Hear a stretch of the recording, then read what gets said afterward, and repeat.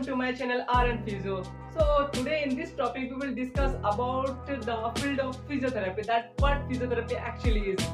So many of you and my friends, even who are studying in this field, they don't have a proper knowledge, they don't have clarity about this field, and my friends who want to come and join this course, they don't know about what is physiotherapy. So I will tell you what physiotherapy actually is.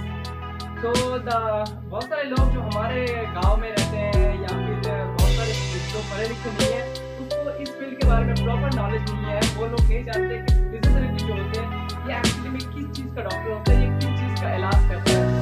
तो आज हम इसी के बारे में बात करेंगे, तो जुड़े रहिए हमारे साथ एंड तक। इंसान चलता फिरता ही अच्छा लगता है, लेकिन ये तभी पॉसिबल है जब उसका मूवमेंट बिल्कुल परफेक्ट हो। लेकिन मूवमेंट का दुश्मन कौन है? पेन। अब ये पेन आपका केमिकल भी हो सकता है और मैकेनिकल भी हो सकता है।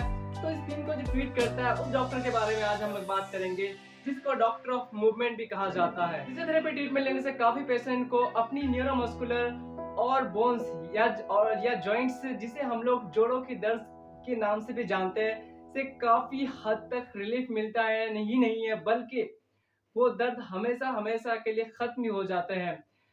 आमतौर पर कुछ लोगों का मानना होता है कि शायद हम लोग सिर्फ इन्हीं चीजों के लिए इन डॉक्टर्स के पास जाते हैं, लेकिन ऐसी बात बिल्कुल भी नहीं है। Cardiac disorder, disc pain, neck pain, cervical disorder, fracture of movement issue after any fracture, after surgery, especially for who is paralyzed.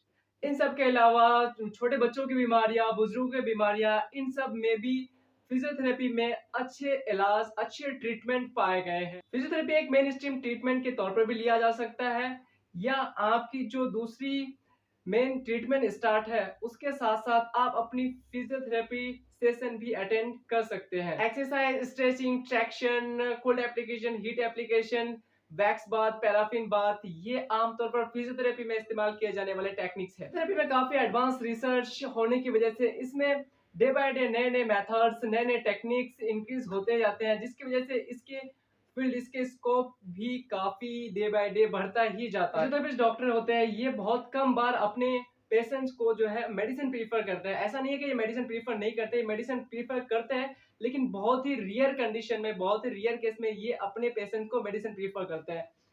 Actually हमारे इलाके में होता क्या है कि थोड़ा कुछ हो, कहीं पे भी आपका दर्द हुआ, कहीं पे भी कुछ भी हुआ, तो आप चले जाते हैं फौरन अपने नियर मेडिकल स्टोर में, जहां आप अपने प्रॉब्लम बताते हैं और वो आपको मेडिसिन देते हैं, जिसकी वजह से आपको इमीडिएटली वो ऐसे मेडिसिन देते हैं और आप बोलते भी है कि हमको ऐसी दवाई दीजिए दर्द फौरन अपनी मेरी दर्द जो है खत्म हो जाए, और वो आपको उस हिसाब से दवाई दे देता है।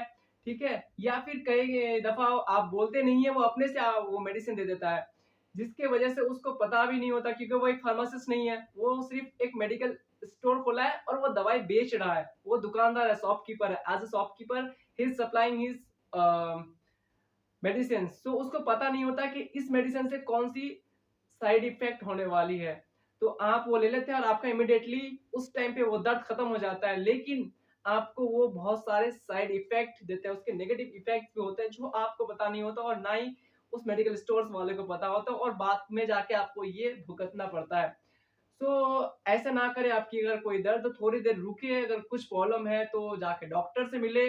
डॉक्टर जो दवाई प्रीफर करेगा आप वो दवाई जाके लीजिए। ठीक है, डायरेक्टली आप मेडिकल स्टोर में कभी दवाई ना खरीदे बगैर डॉक्टर के प्रीफर से। आप पहले अपने डॉक्टर के प्रीफर कीजिए, फिर वो जो मेडिसिन देगा आप वो मेडिसिन लीजिए। इससे क्या होता है कि साइड इफेक्ट नहीं होता। अगर आपको किसी किस्म का भी ऑर्थोपेडिक प्रॉब्लम्स हो, एनीथिंग रिलेटेड टू बोन्स, और अगर आप एक बुजुर्ग है और आपको लॉस ऑफ बैलेंस या का तकलीफ है, या लॉस ऑफ बैलेंस का प्रॉब्लम है, आप सही से चल नहीं पाते हैं, और खास करके अगर आपके घर में कोई बच्चा है जिसका लिम्स यानी कि हाथ पैर सही से वेल डेवलप्ड नहीं है, सही तौर पर डेवलप नहीं हुआ है, तो आपको फौरन फिजियोथेरेपिस्ट कंसल्ट करना चाहिए। आपको फौरन फिजियोथेरेपिस्ट से कांटेक्ट करनी चाहिए।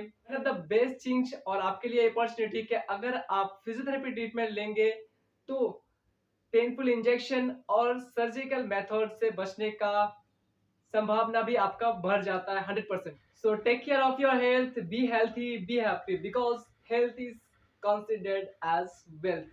If you like this video, please don't forget to subscribe my channel and hit the bell icon.